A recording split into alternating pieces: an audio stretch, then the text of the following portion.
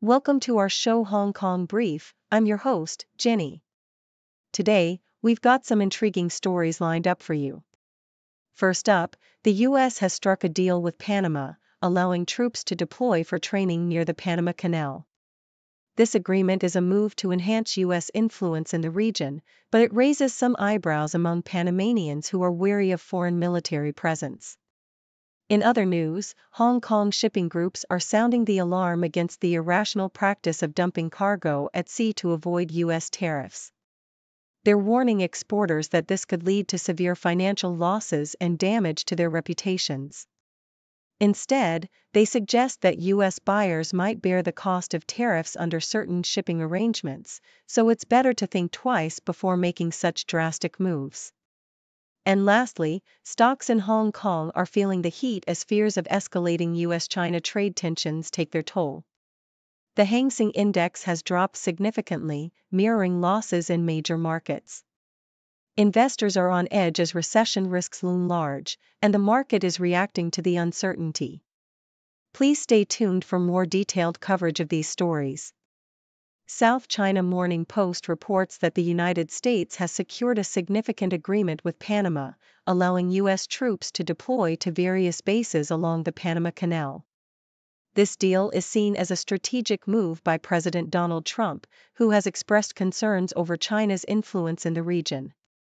The Memorandum of Understanding, signed by U.S. and Panamanian security officials, permits military personnel to conduct training and exercises at Panama-controlled facilities, while stopping short of establishing permanent U.S. bases, which could provoke local backlash. Trump's administration has been vocal about reclaiming control over the canal, a vital artery for global trade, and has pressured Panama regarding its relationship with the Hong Kong-based Panama Ports Company. In another development, the South China Morning Post highlights the response of Hong Kong shippers to the chaotic trade environment, particularly the irrational practice of dumping cargo at sea to evade U.S. tariffs.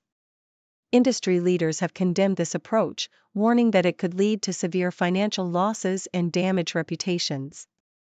Willie Lin, chairman of the Hong Kong Shippers Council, emphasized that such actions would not only result in loss of goods but could also lead to lawsuits and insurance complications.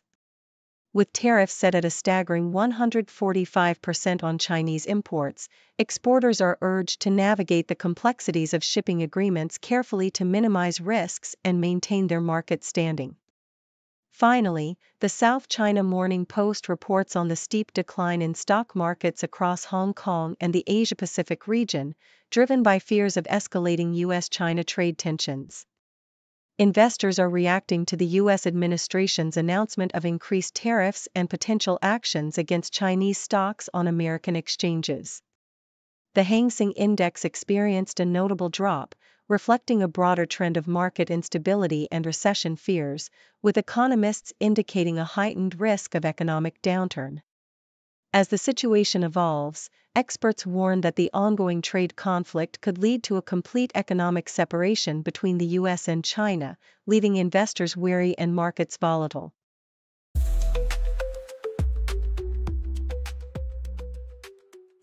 South China Morning Post reports that U.S. President Donald Trump has dramatically escalated tariffs on small parcels from mainland China and Hong Kong, raising the rate to a staggering 120% from the previous 90%. This move comes amidst rising tensions between Washington and Beijing, with the new tariffs targeting shipments valued up to $800. The White House's recent amendment to the reciprocal tariffs indicates that the proposal item fee will also increase significantly, reflecting the administration's ongoing efforts to counter what it perceives as unfair trade practices by Chinese online marketplaces. The Hong Kong government has criticized this measure as an act of bullying, vowing to protect the city's interests and potentially seek recourse through the World Trade Organization. In another story, triathlete Robin Elg is making headlines as he prepares to represent Hong Kong in upcoming competitions after relinquishing his French passport. The young athlete, who has recently excelled in local triathlon events, expressed his desire to give back to the city that has supported his career. Elg's decision was not without personal struggle, as his parents found it difficult to accept, but he believes that obtaining Hong Kong citizenship is crucial for advancing his athletic career. With aspirations to compete in major games and a commitment to full-time training after completing his studies, Elg is determined to make a mark on the triathlon scene. The South China Morning Post also highlights a concerning trend in Hong Kong's public hospitals, where the number of doctors and nurses facing disciplinary actions has risen sharply.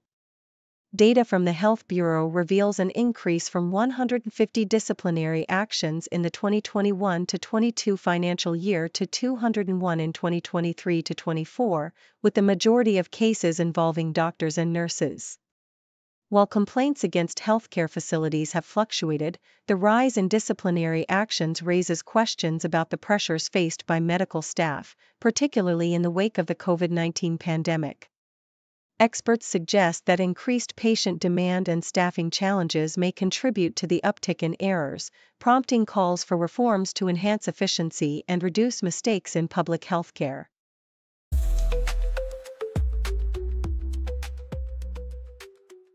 South China Morning Post reports that Hong Kong property investors are feeling the pinch as the ongoing tariff war between the U.S. and China exacerbates an already struggling market.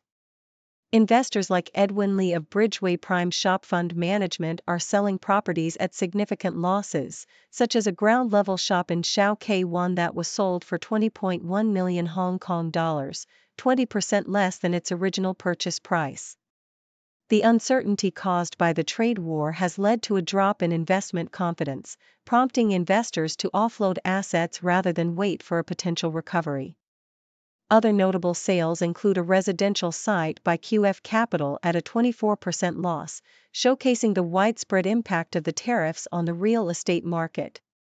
In a more uplifting development, the South China Morning Post highlights the opening of a new skate park in Fanling, which is set to become a premier destination for skateboard enthusiasts. This facility, built in collaboration with U.S. experts from California skate parks, has received international certification, making it the first of its kind in Hong Kong to be recognized for competitive events. With a sprawling area of 3,800 square meters, the park features a skate bowl and a street course designed for various skill levels, offering a safe and high-quality environment for skaters.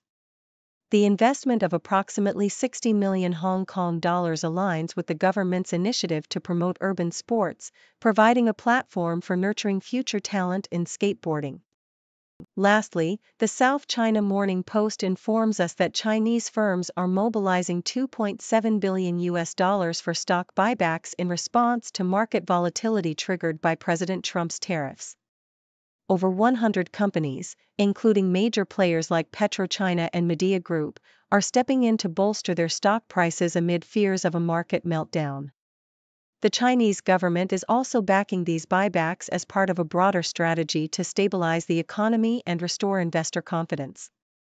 Analysts predict further fiscal and monetary measures will be introduced to support the stock market and mitigate the effects of the tariff war, reflecting a proactive approach to counteract the economic challenges posed by external pressures.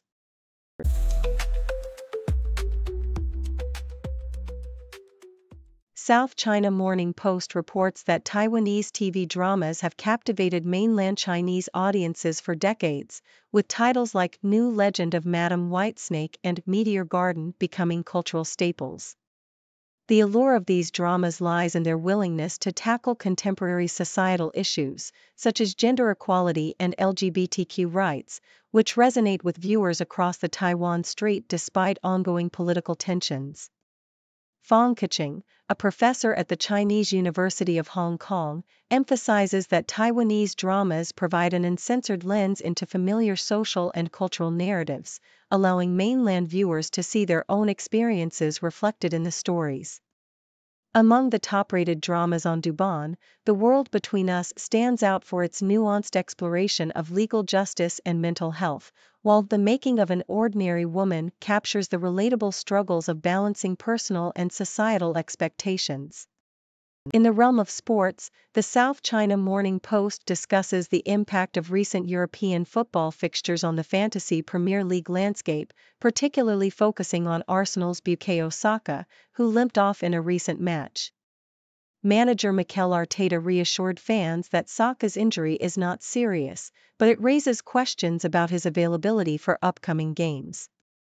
Meanwhile, Game Week 32 is highlighted as a critical moment for players from Crystal Palace and Newcastle, with advice for fantasy managers to capitalize on in-form players like Jacob Murphy and Alexander Isak. The article also reflects on the previous game week's performances, offering insights into player selections and strategies to optimize points, especially as the deadline approaches. The South China Morning Post also delves into the personal and professional life of Alanis Morissette's husband, Mario Solai Treadway, amidst the singer's ongoing legal troubles concerning her iconic album Jagged Little Pill. Solai, a hip-hop artist with a rich background, including a blend of Italian and Native American heritage, has carved out his own musical path, releasing 12 albums and collaborating with Morissette on various projects. Their relationship blossomed during a meditation retreat, leading to a marriage filled with spiritual undertones and the birth of 3 children. Solai's stage name, derived from a spirit guide, reflects his commitment to a spiritual journey intertwined with his music, as he continues to support Morissette in her endeavors while pursuing his own artistic vision.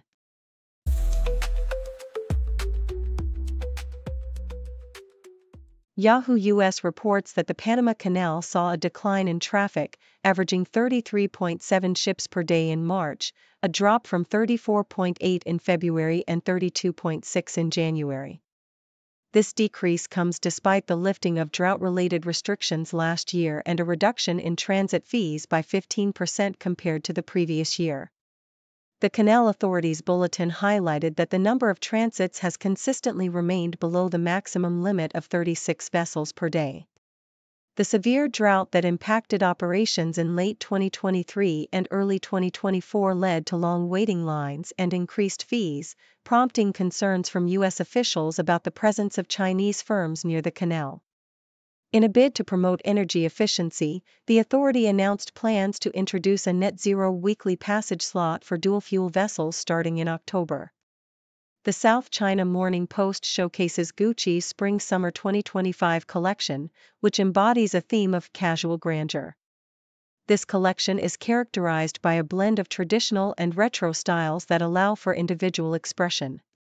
The classic A-line cuts reminiscent of the 1960s are paired with sheer lace dresses that evoke a sense of lingerie worn as outerwear. The collection also prominently features the iconic horsebit bags, demonstrating their adaptability across a spectrum of fashion looks, from elegant to edgy. The presentation took place at the luxurious Hotel La Maison Champs-Élysées in Paris, with a creative team that included renowned photographer Mike Ruiz and makeup artist Stella Seriani. Nikkei Asia delves into the complexities of U.S.-China trade relations, particularly in the context of President Trump's escalating tariffs.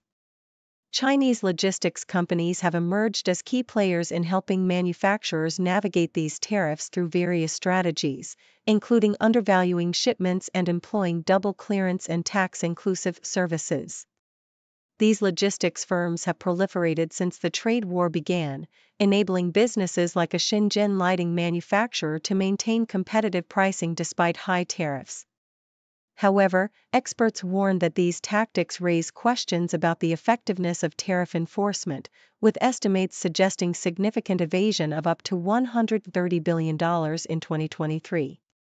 As the U.S. prepares to end duty-free treatment for certain shipments from China, the logistics sector is expected to adapt, potentially leading to increased efforts to underreport and mislabel imports, further complicating the trade landscape.